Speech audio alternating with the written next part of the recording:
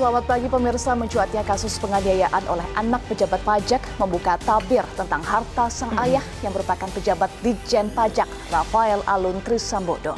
Rafael yang dalam laporan kekayaannya memiliki harta lebih dari 56 miliar rupiah membuat publik tercengang. Lalu apakah ketika ada pegawai pajak bermasalah, masyarakat lantas boleh memboikot dan tidak membayar pajak? Inilah editorial Media Indonesia, edisi hari ini, Sabtu, tanggal 25 Februari 2023, menggugat hedonisme pejabat bersama saya, Eva Wondo. Editorial Media Indonesia juga dapat Anda simak di MG Radio Network di frekuensi 94,7 FM di kawasan Jakarta dan sekitarnya. Para pendengar bisa turut berpartisipasi dan berinteraksi melalui telepon interaktif di nomor 021 583 9900. Dan pagi hari ini telah hadir bersama saya, anggota Dewan Redaksi Media Group, Kania Sutisnawinata. Selamat pagi Mbak Kania. Selamat pagi Eva. Salam sehat ya Mbak. Salam sehat. Ikut tercengang seperti publik yang tercengang dengan kasus ini, Mbak Kania, hedonisme pejabat.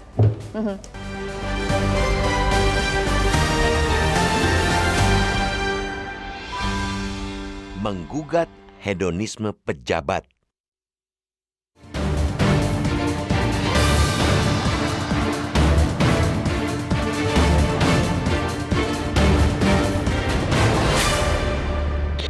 Apakah ketika ada pegawai atau pejabat pemerintahan yang mengurusi soal pajak bermasalah, masyarakat lantas boleh memboikot, tidak membayar pajak? Pertanyaan itu mengemuka hari-hari ini pasca terungkapnya kasus penganiayaan yang dilakukan anak pejabat pajak, Mario Dendi Satrio, terhadap seorang remaja bernama Kristalino David Ozora. Kasus penganiayaan secara biadab yang dilakukan di Pesanggerahan Jakarta Selatan pada Senin 20 Februari itu sendiri kini sudah ditangani polisi. Mario juga telah ditahan dan ditetapkan sebagai tersangka. Namun buntut dari kasus itu rupanya panjang, seperti membuka tabir tak elok tentang harta dan kekayaan ayah si tersangka, pejabat di Ditjen Pajak Kementerian Keuangan Rafael Alun Trisambodo, yang dalam laporannya mencapai 56 miliar rupiah.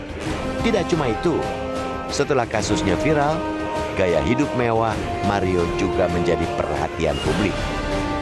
Dia acap mempertontonkan gaya hidup mewah melalui media sosial, menunggangi Harley Davidson, memamerkan Jeep Rubicon yang belakangan diketahui dua tunggangan mahal itu menggunakan nomor polisi palsu dan tidak membayar pajak kendaraan. Maka tak henti-hentilah publik mengutuk, mengecam, mencerca laku jahat dan laku pamer anak pejabat itu. Bahkan sampai pada satu titik kemarahan yang berpotensi meruntuhkan kepercayaan mereka terhadap sistem perpajakan di negeri ini. Muncul sinisme, apa pentingnya masyarakat taat membayar pajak kalau uang pajak itu justru dipakai untuk melanggengkan hedonisme pejabat dan keluarganya. Dengan sedemikian besar magnitude dan kemungkinan ekses yang bakal muncul dari persoalan itu, amat wajar dan pantas bila Menteri Keuangan Sri Mulyani pun geram. Ia tentu cemas kelakuan satu anak buahnya akan membuyarkan semua capaian kinerja gemilang pendapatan pajak yang tahun lalu melampaui target. Gara-gara nilai setitik, rusak susu sebelangan. Sebagai responsnya, ia menggelar konferensi pers Jumat 23 Februari lalu untuk menjelaskan sikap tegas institusinya sekaligus mencopot Rafael dari jabatannya. Ia juga memerintahkan Inspektorat Jenderal Kementerian Keuangan memeriksa harta Rafael. Kabar teranyar, Rafael mengundurkan diri sebagai aparatur sipil negara atau ASN. Keputusan cepat dan tegas Menkyu tentu perlu diberi apresiasi. Namun jelas persoalan tak berhenti di situ. Rafael sangat mungkin bukan satu-satunya pejabat di lingkungan Kementerian Keuangan yang punya kekayaan melimpah dan mencurigakan. Akan tetapi, untuk satu kasus saja kecolongan, bagaimana mau mengawasi banyak orang? Kinerja pengawasan internal patut dipertanyakan. Bagaimana sesungguhnya evaluasi berkala dari Inspektorat Jenderal? Bukankah ada laporan harta kekayaan penyelenggara negara atau LHKPN yang bisa dipelototi setiap waktu untuk melihat adakah ketidakwajaran antara pendapatan serta profil pegawai dan kekayaan yang dilaporkan. Begitu juga publik mempertanyakan Komisi Pemberantasan Korupsi yang setelah kasus mencuat baru menyatakan bakal memeriksa harta kekayaan Rafael. Padahal Pusat Pelaporan dan Analisis Transaksi Keuangan atau PPATK sudah mengirimkan laporan harta kekayaan Rafael ke KPK sejak 2021 lalu setelah menemukan transaksi keuangannya yang mencurigakan dalam jumlah besar. Forum ini ingin mengingatkan bahwa kasus ini jelas tidak sepele karena sudah pasti akan berimbas pada kepercayaan publik. Lokalisasi masalah mesti segera dilakukan agar tak melebar dan membuat jatuh kredibilitas institusi Kementerian Keuangan, khususnya Direktorat Pajak.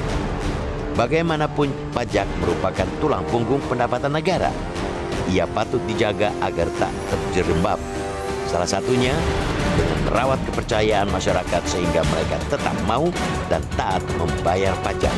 Ini pekerjaan rumah yang tidak ringan buat pemerintah dan Kementerian Keuangan pada khususnya.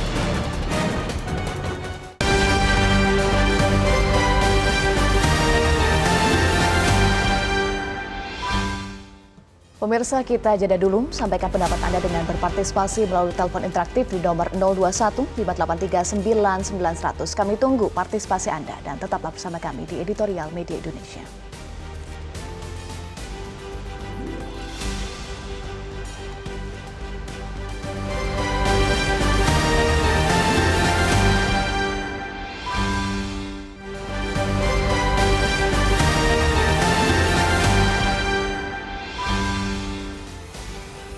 Pemirsa, terima kasih Anda masih bersama kami di Editorial Media Indonesia. Untuk membahas tema Editorial Media Indonesia hari ini menggugat hedonisme pejabat, saat ini kami sudah terhubung melalui sambungan telepon dengan Deputi Pencegahan dan Monitoring Komisi Pemberantasan Korupsi Pahala Nainggolan. Selamat pagi Pak Pahala. Selamat pagi Mbak, selamat pagi. Iya, dengan Eva di studio. Pak Pahala, sebelumnya KPK menyatakan akan segera memanggil Rafael. Kapan tepatnya Pak Pahala? Minggu depan ini kita udah panggil gitu, tapi pada saat yang sama juga kita koordinasi dengan inspektoratnya Kementerian Keuangan, karena kan di sana juga lagi diperiksa, jadi supaya nggak double-double, karena ada beberapa yang kita udah punya hasil pemeriksaan 2019 gitu, jadi kita koordinasi. Tapi yang pasti minggu depan pasti kita undang ke KPK. Sudah ada tanggalnya? Ya tergantung kesediaan, jadi juga kan bisa bilang saya ada apa gitu, kan ini panggilan bukan yang harus ditepati sekali gitu. Kita belum tahu dia bisa apa enggak, tapi kira-kira Rabu atau Kamis. Rabu atau Kamis minggu depan ya. Pak Pahala, kita soroti soal LHKPN Pak. Ada yang tidak dicantumkan di LHKPN, yakni mobil dan juga motor mewah tidak tercatat di LHKPN. Kok bisa Pak Pahala? Ada yang tidak dilaporkan. Biasanya kenapa seorang pejabat tidak melaporkan barangnya, misalnya mobil dan motor mewah? Kalau tidak mencantumkan itu memang salah satu tujuan dari pemeriksaan kita. Tapi kalau dalam kasus Pak Rafael gitu tidak dicantumkan mobil dan motornya, kita sudah cek plat nomornya ke Samsat, itu memang bukan atas nama yang bersangkutan, bukan nama istrinya, bukan nama anaknya. Jadi dia sah saja bilang, loh ini bukan punya saya, makanya saya nggak cantumkan. Karena dokumennya tidak bilang itu punya yang bersangkutan anak atau istrinya. Baik. Jadi bukan nama keluarganya ya Pak, tapi nama siapa yang tercantum? Nama orang lain. Kita juga nggak tahu hubungannya apa. Nanti kalau klarifikasi kita tanya, karena dokumennya memang bukan nama dia, tapi kok dipakai anaknya terus. Baik. Apakah juga ini menunjukkan atau mengindikasikan bahwa laporan LHKPN yang bersangkutan atau Rafael asal-asalan, Pak Pahala? Kita pernah periksa 2019, gitu ya. Kita klarifikasi juga dan hasilnya kita sampaikan ke Kementerian Keuangan. Sejauh ini asetnya itu diperoleh ada tahun 98, yang terakhir seingat saya 2006 gitu. Jadi ada kenaikan itu karena kenaikan nilainya, sebagian besar asetnya properti gitu ya. Jadi sampai 2019 kita periksa, kita cek juga ke BPN, perbankan segala macam, tidak ada harta yang dilaporkan, yang tidak dilaporkan secara dokumen. Jadi kita bisa bilang sebenarnya sampai 2019 itu sejauh ini kita tidak menemukan ada harta yang tidak dilaporkan. Oleh karena itu kita datang, tapi kita bilang ini mesti dilihat asalnya dari mana, gitu kan? Bukan melapor saya punya misalnya harta 100 gitu, yang harus kita dalami kan dengan profil Anda, gitu ya, gaji berapa, tunjangan berapa, pendapatan. Kok bisa beli 100? Nah itu yang kita akan klarifikasi minggu depan. Baik, itu yang akan diklarifikasi. Dan sebelumnya juga apakah betul sudah ada laporan dari PPATK kepada KPK soal transaksi yang tidak wajar, tidak sesuai dengan profil dari Rafael? Ya, 2012 disampaikan oleh KPK ke teman-teman penindakan, dan itu informasi rutin ya, bukan hanya yang bersangkutan. Banyak orang dilaporkan gitu, itu berdasarkan transaksi keuangan. Sampai sekali transaksi keuangan ini macam-macam gitu kan, ada yang pinjam uang, mungkin ada yang segala macam lah gitu. Tapi kita tidak lanjuti itu, makanya 2019 kita periksa laporan yang bersangkutan mulai tahun 2014 sampai 2019. Jadi kita periksa 5 tahun ke belakang. Gitu. Merespon itu ya yang 2012. Gitu. Tapi sejauh ini sih belum ada yang tidak dilaporkan. Poinnya sebenarnya bukan soal dia lapor apa enggak sekarang. Kalau yang bersangkutan tuh udah masalah yang berikut ya. Dari mana datangnya gitu, karena lihat profilnya. Baik, dari mana atau asalnya ya. Pak Pahala, ini kan sebetulnya juga ada pengawasan di internal ya, di Jen Pajak. Kalau masyarakat sebutnya ini kebobolan dalam mendeteksi harta para aparatnya. Apakah KPK juga mengindikasikan atau menilai bahwa ini bukti masih lemahnya satuan pengawasan intern atau internal lembaga pajak? Setuju, benar Mbak Eva gitu. Ini kita senang sebenarnya, bukan senang karena ada kasus ini. Ini sekali menunjukkan gimana sebenarnya desainnya itu atasan masing-masing mengawasi bawahan. Karena kita kasih akses kan bawahannya ini loh, LHKPN-nya gitu. Atasannya lagi mengawasi yang bawahannya. Selanjutnya begitu. Jadi memang kalau dibilang ya kebobolan mungkin iya, tapi maksud saya gini, Satuan Pengawas Internal atau aparat pengawas internal pemerintah itu salah satu tugasnya yang belum dilakukan secara serius, yaitu mengawasi harta kekayaan. Bahkan di undang-undang kan dibilang kalau dia tidak lapor, itu yang memberi sanksi itu atasannya. Tapi coba kita lihat di media, karena ada orang yang terang-terangan bilang saya nggak mau lapor, dan atasannya nggak ngapa-ngapain juga. Yang kedua, kalau dia melapor tidak benar, itu atasannya yang pertama harus memberi sanksi. Apalagi dia melaporkan yang harusnya ada, dia laporkan tidak ada.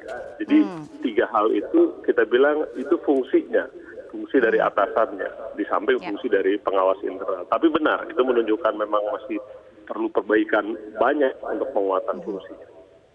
Baik, sedikit lagi Pak soal profil. Ini kan masyarakat juga mau pertanyakan ya, sebagai ASN eselon 3, terus LHKPN-nya 56 miliar, apakah wajar Pak kalau dari KPK sendiri menilainya gimana? Wajar tidak LHKPN dengan profilnya?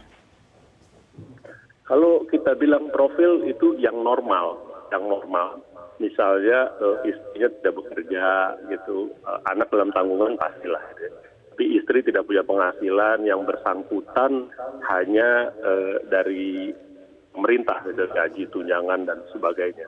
Itu sebenarnya tidak. Tapi jangan lupa di LHKPN itu dikasih keleluasan. Misalnya yang pertama, kalau ada penghasilan dari istri, itu boleh dicantumkan terus.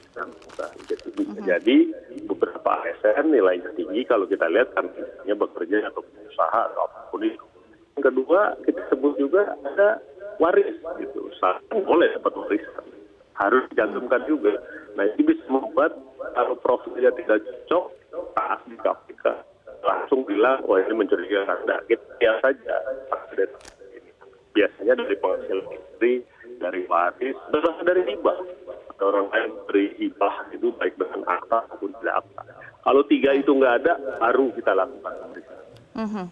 Baik, sebelumnya ada statement Pak Pahala dari juru bicara KPK Ali Fikri bahwa ada peluang yang bersangkutan ini akan ditindaklanjuti oleh KPK dengan pasal tindak pidana pencucian uang atau TPPU. Bagaimana peluangnya? Kita lagi ngobrol juga internal gitu, sekali lagi ini kan supaya jangan duplikasi gitu ya. Nanti kita periksa untuk LKPN-nya, lantas ada TPPU dari Kementerian Keuangan. akan diperintahkan Ibu Menteri juga untuk mendalami. Itu kan tujuannya sebenarnya sama. Ini datangnya dari mana? Kalau dilaporkan dokumennya udah lengkap. Nggak ada yang dilaporkan, semua sudah dilaporkan. Tapi kan yang penting sebenarnya dengan profil beliau, gitu kan, yang harus kita lihat.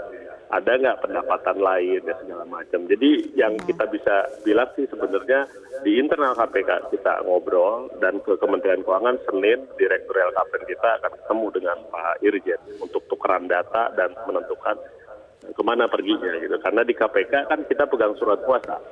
Jadi kita bisa cek lagi banknya, cek lagi ke BPN, ke bursa, ke asuransi, kemanapun karena surat kuasa bilang memberi hak kepada kita untuk mencek ini kemana saja. Gitu. Nah yang kita nggak pikir ada itu di inspektorat. Tapi inspektorat bisa mendalami informasi lain, misalnya dari timnya, dari temannya, atasannya, gitu. Kita nggak. Jadi kira-kira itu tukerannya yang kita pikir sinerginya sangat bagus kalau terkoordinasi, samping buat balik dipanggil sana sini kan. Baik, Pak Pahala tadi sempat singgung nggak soal instrumen pengawasan. Nah, instrumen pengawasan apa lagi Pak dari Kementerian Keuangan, kemudian Ditjen Pajak yang bisa digunakan untuk memperkecil celah-celah manipulasi pelaporan harta kekayaan para pejabatnya atau aparatnya? Jadi desainnya sebenarnya atasan langsung itu mengawasi, melihat pergerakan, atasan langsung yang tahu gaya hidup. Nah ini sebenarnya indikator yang paling pas tuh kalau atasan langsung. Karena kan dia boleh lapor 3 miliar, 30 miliar, atau 300 miliar, tapi kan gaya hidup sehari-hari atasan yang lihat. Lantas ada lagi aparat pengawasannya, kayak inspektorat. Tapi ada satu lagi yang kita sedang dorong kuat itu ya masyarakat. Ya kayak begini nih masyarakat. Kita sediakan e-announcement supaya masyarakat juga awas. Kalau ada pejabat ngomong, segera cek kekayaannya, gitu ya kira-kira itu. E-announcement ini kita buka memang untuk masyarakat bisa lihat. Saya sudah sering sekarang kalau apapun itu hakim segala macam selalu investigasinya apa. Nah kita pikir ini baik untuk membandingkan. Kalau masyarakat lihat sehari-hari dia tidak pakai itu, tidak pakai kendaraan itulah misalnya gitu. Dan dicek nggak ada, nah itu mekanisme yang kita bilang persis dilaporkan supaya kita bisa gitu dan kita klarifikasi ke yang bersangkutan. Pak Pahala, artinya pengawasan ini bukan hanya untuk aparatnya atau pejabatnya, tetapi juga keluarganya ya? Karena yang flexing ini kan anaknya, Pak Pahala. Betul.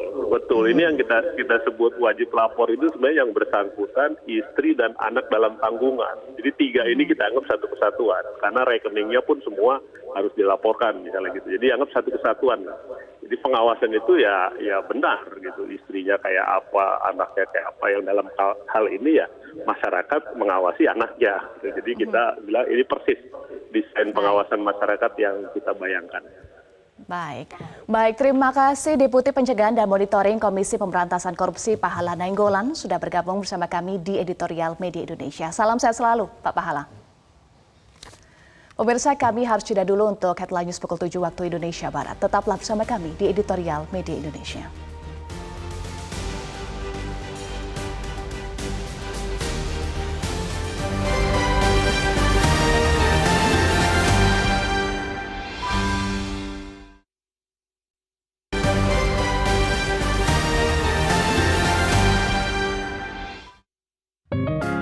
Media Indonesia mengajak Anda untuk mengakses fitur premium e-paper. Dengan sajian konten berbasis intelektual dan meneguhkan kebangsaan, Media Indonesia tampil dengan lebih dinamis melalui e-paper Media Indonesia yang dapat Anda akses kapan saja, di mana saja. Caranya mudah, download aplikasi Media Indonesia di Android atau ketik link e-paper.mediaindonesia.com atau bisa scan QR Code pada layar kaca Anda. Klik tab e-paper di bagian samping layar tablet Anda, daftarkan data diri, serta pilih paket berlangganan e-paper Media Indonesia sesuai dengan kebutuhan Anda. Nikmati juga bonus spesial tambahan 4 halaman rubrik fokus setiap hari. Semua bisa Anda dapatkan hanya di e-paper Media Indonesia. Untuk informasi lebih lanjut, hubungi customer service di nomor 0811 1201 2018 atau kunjungi media sosial @mediaindonesia. Media Indonesia, referensi bangsa. Pemirsa, terima kasih Anda masih bersama kami. Mbak Kania dan juga pemirsa saat ini sudah tersambung beberapa penelpon. Langsung saja kita akan sapa. Yang pertama Pak Sukarwan dari Temanggung, Jawa Tengah. Selamat pagi Pak Sukarwan. Iya, selamat pagi Mbak Eva, selamat pagi Metro TV. Pagi Pak, silahkan Pak Sukarwan. Begini Mbak, saya singkat saja. Pertama, sebetulnya ini kecolongan ini Kementerian Keuangan pengawasan di Dirjen Pajak selama ini bagaimana? Semestinya kasus Gayus dulu kan menjadi perhatian besar, jangan sampai terulang kembali. Ini terulang. Yang kedua, apapun meskipun terlambat, langkah Sri Mulyani selaku Kementerian Keuangan sudah tepat, langsung copot itu pejabat. Yang ketiga, sebetulnya laporan PPATK dan KPK ke Kejagung tentang laporan harta kekayaan pejabat negara LHKPN itu sudah dilaporkan cukup lama, tapi Kejagung tidak ada follow up. Yang keempat, ini tidak memberi contoh sebagai pejabat publik yang semestinya semua hartanya dilaporkan, membayar pajak, sementara rakyat kecil taat belum membayar pajak. Nah, yang selanjutnya usut tuntas kasus ini jangan mau diajak damai. Yang keenam, yang terakhir, ini semua terjadi karena satu, orang sudah tidak menghargai Pancasila, tidak ada penataran Pancasila, P4. Ini kan sila kedua, butir keempat tidak semena-mena terhadap orang lain. Ini anaknya kan semena-mena menghakimi sendiri. Butir kelima, Pancasila. Butir ke-8 dari sila kelima, tidak bergaya hidup mewah. Ini kalau 36 butir Pancasila diajarkan kembali seperti zaman P4 di zaman Soekarno. Ayam tentrem negara ini kan pelajaran pendidikan moral Pancasila di SD, SMP, SMA sudah tidak ada. Pancasila sudah dihargai. Kalau dulu zaman saya kuliah orang dikatakan tidak berpancasila sudah malu sekali. Baik. Ini luar biasa ini. Pak Sukarwan, singkat saja. Pak Sukarwan, tadi Anda sampaikan ini contoh buruk pejabat pajak. Pak Sukarwan tetap percaya untuk bayar pajak tidak? Ya tetap percaya kalau kami orang-orang sekitar kami sebagai orang yang cukup berpendidikan, artinya lebih ada wawasan, selalu mengedukasi taat warga negara yang baik kan taat pajak. Baik. Baik, terima kasih Pak Sukarwan. Kita senang juga ya bahkannya masih ada masyarakat yang percaya untuk bayar pajak karena di media sosial ada kekhawatiran dari masyarakat kalau membayar pajak bisa dimanfaatkan untuk orang-orang yang memanipulasi seperti itu ya. Makanya jangan sampai kepercayaan masyarakat untuk bayar pajak tergerus karena kasus ini. Berikutnya kita sapa Ibu Ong Mewa dari Jakarta. Ibu Ong, selamat pagi. Selamat pagi Mbak Eva, selamat pagi Mbak Kania. Assalamualaikum warahmatullahi wabarakatuh. Waalaikumsalam warahmatullahi wabarakatuh. Iya, pegawai pajak memanipulasi kekayaannya. Seharusnya dia memberikan contoh. Jangan sampai kekayaannya yang berlimpah lalu dipamerkan. Nah sekarang dengan kejadian Mario, kan akhirnya merembet kemana-mana sampai pegawai pajak akan diperiksa. Sedangkan si Rafael ini tahun 2012 LHKPN itu kan KPK sudah mengawasi. Lalu kenapa sekarang KPK tidak menindaklanjuti? Dengan adanya LHKPN, seorang pejabat Mbak Eva, Mbak Kania, itu harus melaporkan mau punya apa, harta yang berlimpah, tetap harus dilaporkan. Nah aneh, mustahil juga seorang pajak tidak bayar pajak dengan kekayaannya. Mobil mewah, lalu motor gede.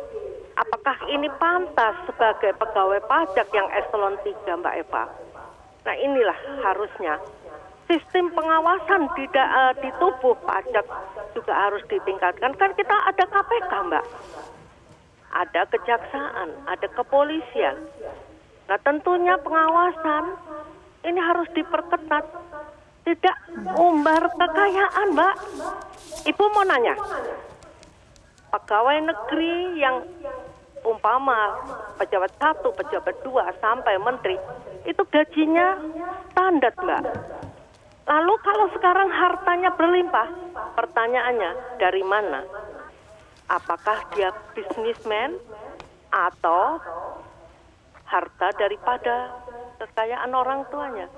Nah inilah saatnya Ibu Sri Mulyani Dengan gembor-gembor masyarakat harus bayar pajak.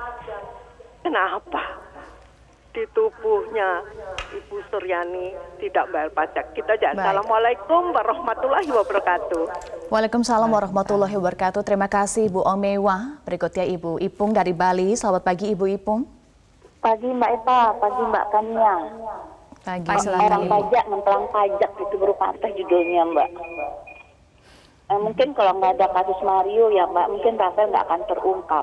Saya apresiasi dengan Ibu Menteri saat ini yang berani tampil ke depan dan mengatakan untuk copot jabatannya. Tapi apakah sudah benar ada pengawasan yang luar biasa di dalam pajak?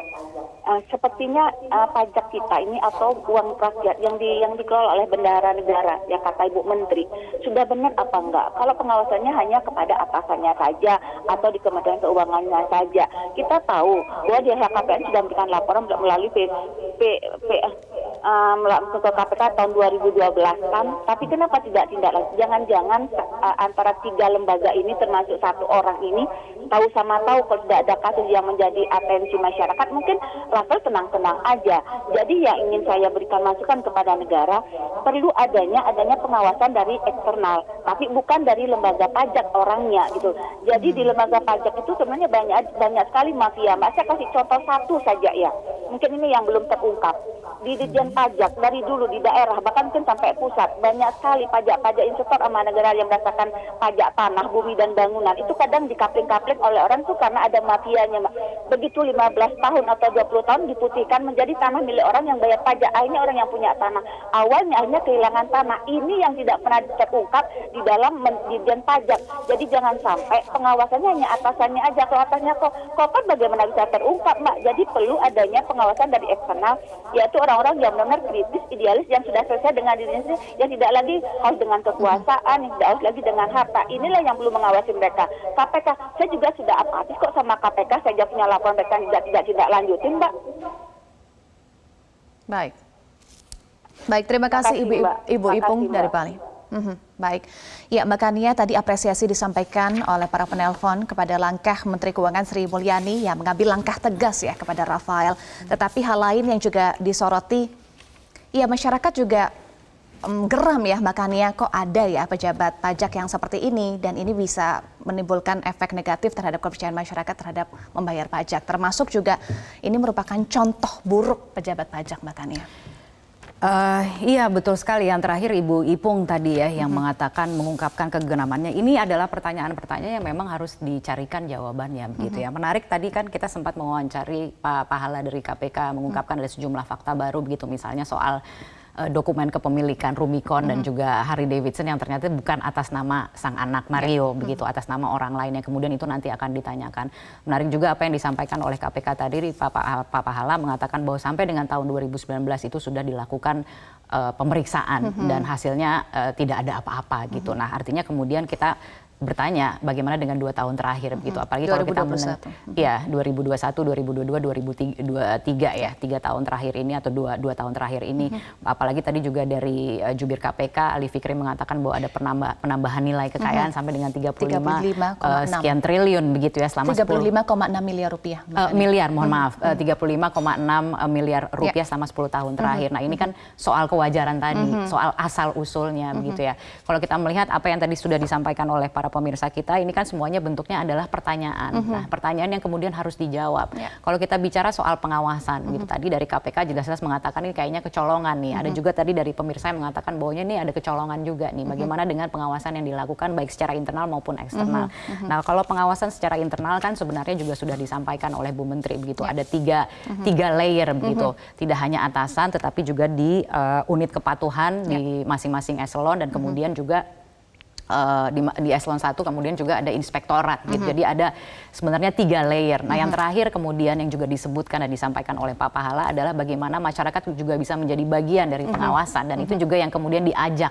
Ada ajakan dari Bu Menteri gitu ya. Makanya. Ada sistem whistleblower sebenarnya di mana kemudian masyarakat apabila melihat ada sesuatu yang terindikasi mencurigakan dan lain sebagainya dan tidak sesuai dengan aturan bisa melapor tanpa harus memberikan identifikasi. Jadi artinya namanya whistleblower itu kan kita tidak perlu memberitahu identifikasi kita, tapi paling tidak ada laporan yang masuk gitu. Ada beberapa hal memang yang harus diperbaiki, ada beberapa pertanyaan yang memang menimbulkan kegeraman akhirnya begitu ya, bahwa awal mulanya kasus ini kan adalah kasus penganiayaan loh, gitu. Jangan lupa gitu bahwa kemudian ternyata setelah diteliti lebih lanjut, anak ini ternyata punya kebiasaan pamer harta yang kemudian juga menimbulkan pertanyaan lanjutan. Jadi pertanyaan demi pertanyaan demi pertanyaan kemudian terungkaplah kasus ini begitu ya. Yang kemudian menjadi salah satu pertanyaan valid adalah jangan-jangan kalau tidak menjadi atensi dari masyarakat tidak akan terungkap mengenai pejabat pajak eselon 3 ini yang punya harta kekayaan sedemikian rupa dan sebenarnya dilaporkan setiap tahunnya.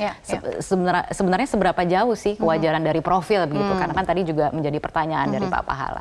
Yang kita tanyakan juga tapi kita tidak mendapatkan jawaban yang konkret sebenarnya wajar atau tidak ketika kita melihat ada seorang pejabat eselon 3 melaporkan harta kekayaan penyelenggara negara loh per 2021 itu sebesar 56, sekian 1,1 miliar yang bahkan selisih sedikit dengan Menteri Keuangan. Dan lebih kaya dari Presiden Joko Widodo bahkan ya. Iya, dan lebih kaya dari Dirjen Pajaknya. Itu wajar atau tidak? Kalau masyarakat melihatnya secara kasat mata menimbulkan pertanyaan, ada kecurigaan. Nah, ini yang kemudian harus dijawab dan harus tuntas gitu. Ada Pak Soekarwan yang mengatakan harus tuntas gitu. Betul. Dan harus ada perbaikan, bagaimana memperbaiki pengawasan secara internal maupun secara eksternal. Kalau saya melihat dari apa yang sudah disampaikan, lagi-lagi kita memberikan apresiasi ya kepada Bu Menteri begitu ya. Yang kemarin kita lihat dalam konvers juga berkaca-kaca, sangat sedih emosional. Juga Mbak Kania, karena memang pencapaiannya sudah baik. Pencapaiannya sudah baik ini. begitu ya, yang kemudian sampai mengatakan ada sebuah statement yang cukup keras yang disampaikan oleh Bu Menteri, mengatakan apa yang dilakukan oleh RAT dan keluarganya ini kan karena satu unit, tadi Pak Pahala sudah menjelaskan yang harus diawasi tidak hanya si pembayar pajak tapi juga satu unit yang berkaitan dengan si pembayar pajak, keluarganya, istrinya, anaknya yang menjadi tanggungannya begitu. Nah, ini yang kemudian juga harus diawasi. Nah, tapi artinya tidak bisa dibiarkan begitu saja gitu. Artinya memang harus ada perbaikan ke depan, apakah itu dari sisi pengawasan internal, bagaimana pengawasan dari eksternalnya, partisipasi dari masyarakatnya itu juga dibutuhkan. Bahkan sekarang sistemnya juga sudah dibuat untuk supaya masyarakat bisa melapor secara anonim loh. Ya, ini saya baca ya Mbak Kania, masyarakat bisa melaporkan saluran pengaduan Kemenq Hotline 134 atau situs www.wise.kemenq.go.id atau bisa telepon 529707777 dan kode etik.pajak.go.id. Ini khusus Ditjen Pajak. Sudah ada sarananya, nanti kita lihat apakah ada laporan-laporan berikutnya ya Mbak Kania ya. Dan ada sebenarnya laporan yang sudah masuk dan sudah ditindaklanjuti begitu oleh Kementerian Keuangan yang kemudian juga sudah disampaikan oleh Bu Menteri kemarin gitu. Saya tidak tahu persis gitu angkanya. Ini ada datanya Mbak Kania. Pengaduan ternyata semakin meningkat tiap tahun. 2020 ada 128 pengaduan, 2021 174, kemudian 2022 185 dan itu sudah ditindaklanjuti ya. Jadi ada kesadaran juga begitu dari pihak masyarakat untuk melapor. Tapi yang paling utama ini adalah soal menjaga integritas. Baik, nanti kita akan bahas lagi soal menjaga integritas dan juga kepercayaan publik untuk membayar pajak. Saat lagi, tetaplah bersama kami di Editorial Media Indonesia.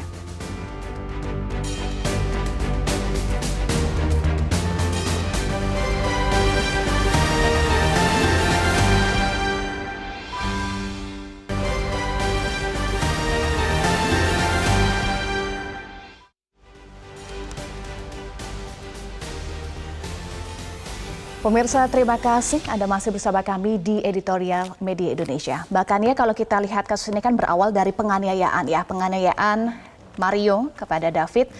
Sebelum kita lanjutkan tentu kita doakan semoga David bisa segera pulih ya Mbak Kania.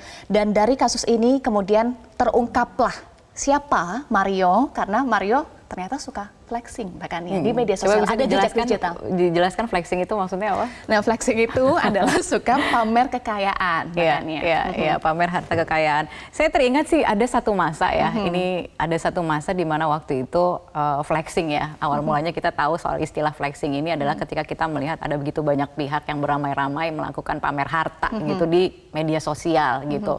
Mungkin pada waktu lebih banyak di kalangan selebritas begitu dan kemudian dari Ibu Menteri sempat menanggapi itu kalau tidak salah tahun kemarin gitu ada statement dari Ibu Menteri yang menanggapi soal kebiasaan untuk flexing ini, mengatakan bahwa sebenarnya senang kalau ada yang flexing di media sosial karena kemudian bisa didatangi oleh petugas pajak untuk memastikan soal kepatuhan gitu ya, soal apakah masyarakat yang memang memiliki harta kekayaan anggaplah fantastis begitu mereka juga sudah menjadi taat Sudah taat pajak. membayar pajak atau tidak? Iya, begitu. Nah, kemudian ini agak sedikit ironis saja begitu ketika melihat bahwa sekarang itu dilakukan oleh salah satu yang notabene adalah bagian dari keluarga Kementerian Keuangan begitu. Nah, ini yang Ditjen Pajak. Tapi sekali lagi kemudian kita apresiasi bahwa langkah tegas kemudian dilakukan begitu ya oleh Bu Menteri ketika diteliti lebih lanjut ternyata sang anak ini adalah anak dari seorang pejabat pajak yang kemudian menimbulkan pertanyaan lanjutan apakah sudah sesuai dengan profil atau tidak ketika kita melihat laporan harta kekayaannya juga fantastis begitu ya.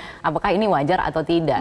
Pertanyaan yang sebenarnya kemudian dari Bu Menteri mengatakan legitimate. Nah, kemudian ada sebenarnya keseriusan gitu yang diperlihatkan untuk memeriksa lebih lanjut harta. Nah, ini yang berulang kali kemudian disampaikan juga oleh Pak Pahala yang tadi kita wawancara dari KPK bahwa sekarang yang menjadi pertanyaan adalah asal usulnya. Apakah bisa dipertanggungjawabkan atau tidak, bahwa asal usul harta kekayaan. Jadi sekali lagi nih ya, ini untuk menggarisbawahi tidak ada yang salah dengan kaya gitu ya. Tidak ada yang salah, itu semua itu aspirasi semua manusia begitu untuk menjadi kaya. Tapi bagaimana caranya? Apalagi ini penyelenggara negara. Bahkan mereka setiap tahun itu diwajibkan untuk melaporkan gitu, untuk declare gitu harta kekayaannya.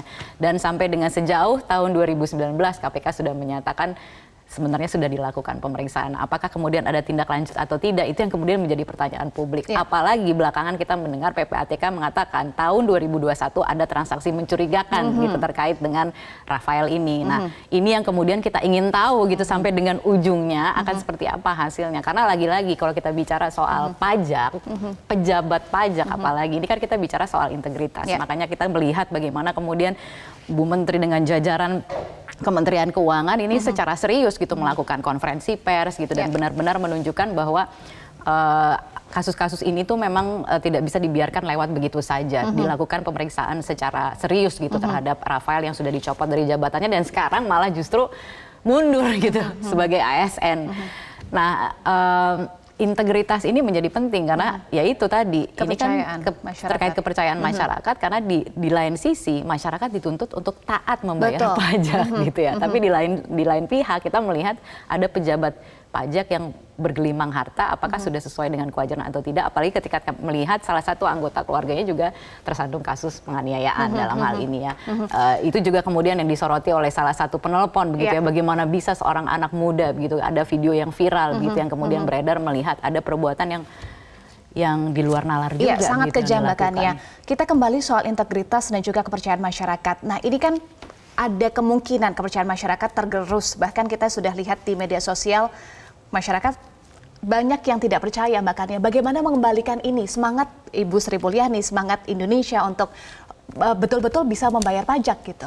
Oh iya, langkah tepat sudah dilakukan. Paling tidak misalnya sekarang ya Rafael sudah dicopot dari jabatannya dan sebenarnya dicopot dari jabatannya untuk dilakukan pemeriksaan untuk memastikan asal usul atau keaslian dari harta kekayaannya gitu ya. Dan ini juga tidak hanya akan dilakukan secara internal, pemeriksaan secara internal, tapi juga melibatkan PPATK dan KPK dalam hal ini. Walaupun tadi Pak Pahala mengatakan agar pemeriksaan ini supaya tidak tumpang tindih akan dilakukan koordinasi terlebih dahulu begitu, pemeriksaan seperti apa yang akan dilakukan oleh Inspektorat dan kemudian akan pemeriksaan seperti apa yang kemudian akan dilakukan oleh KPK dan juga PPATK gitu dalam hal ini yang dilibatkan. Jadi semua pihak sebenarnya terlibat. Yang perlu dipastikan adalah ada ujungnya, ada hasilnya gitu. Harus ada penjelasan. Bahkan tadi di awal salah satu headline di media Indonesia itu juga mengatakan bahwa kalau bisa ya dibawa ke ranah hukum jika terindikasi memang ada pelanggaran. Yang pasti ada, kalau ini benar-benar pendapat pribadi begitu ya, kalau kemudian ada keseriusan untuk karena kita bicara ini juga yang disampaikan oleh Bu Menteri ya, untuk mengawasi ada sekitar 70.000 pegawai di Kementerian Keuangan, ini bukan tugas yang mudah. Memang gitu, 70.000 ini baru satu yang ketahuan karena atensi dari masyarakat gitu. Bagaimana dengan yang lain? Nah, memang harus ada perbaikan. Nah, perbaikannya seperti apa itu yang ditunggu dan itu yang kemudian menurut saya bisa saja mempengaruhi kepercayaan masyarakat gitu terhadap Kementerian Keuangan dalam hal ini Ditjen Pajak, di mana kemudian di satu sisi masyarakat juga dituntut untuk taat membayar pajak begitu ya. Jangan sampai menimbulkan pertanyaan-pertanyaan yang justru membuat mereka jadi tidak percaya. Tapi saya rasa maksudnya integritas ini juga yang sangat disadari begitu oleh Ibu Menteri. Integritas yang sangat disadari, kemudian perbaikan dan juga pengawasannya itu yang paling penting ya, makanya pengawasan bukan hanya ke pejabatnya saja, tetapi keluarganya, istri dan juga anaknya ya. Iya, betul. Ya, soal flexing tadi gitu ya, soal kegemaran pamer harta dan lain sebagainya, asal tidak asal bisa dipertanggungjawabkan, ya sebenarnya tidak masalah begitu ya. Bahwa kemudian tadi terungkap juga ini informasi terbaru begitu, Rubicon dan Harley Davidson itu bukan atas nama dari sang anak gitu, atas nama orang lain gitu. Kok bisa? Kok bisa? Ya, itu yang akan ditelusuri ya. Itu yang akan ditelusuri oleh KPK asal usulnya. Kemudian kita akan apakah sengaja atau tidak gitu kan? Itu yang harus kita lihat. Baik, masih banyak pertanyaan sebetulnya. Makanya itu mewakili pertanyaan publik nanti akan diusut oleh KPK. Kemudian internal juga KPK rencananya akan memanggil yang bersangkutan Rafael pada minggu depan. Kemungkinan Rabu atau Kamis kita nantikan bersama ya Mbak Kania. Dan kita juga nantikan proses hukumnya karena yang bersangkutan yakni putranya Mario sudah ditahan dan kita doakan sekali lagi untuk David yang menjadi korban penganiayaan bisa segera pulih ya Mbak Kania. Ya, dan juga jangan lupa ada sistem whistleblower sebenarnya yang bisa dimanfaatkan oleh masyarakat begitu ya. Jika silahkan melihat. lapor. Silahkan lapor. Silahkan lapor kalau ada yang flexing ya. Mbak Kania terima kasih sudah bergabung bersama kami di Editorial Media Indonesia. Pemirsa, dalam forum ini kita ingin mengingatkan bahwa kasus Rafael bukanlah kasus sepele karena kepercayaan publik terhadap lembaga pajak kita yang jadi taruhannya. Lokalisasi masalah harus segera dilakukan agar tidak melebar dan membuat jatuh kredibilitas institusi Kementerian Keuangan, khususnya Direktorat Jenderal Pajak. Demikian Editorial Media Indonesia untuk hari ini. Atas nama rekan-rekan yang bertugas, saya Eva Mondo pamit undur diri. Terima kasih atas perhatian Anda dan tetaplah bersama kami di Metro TV.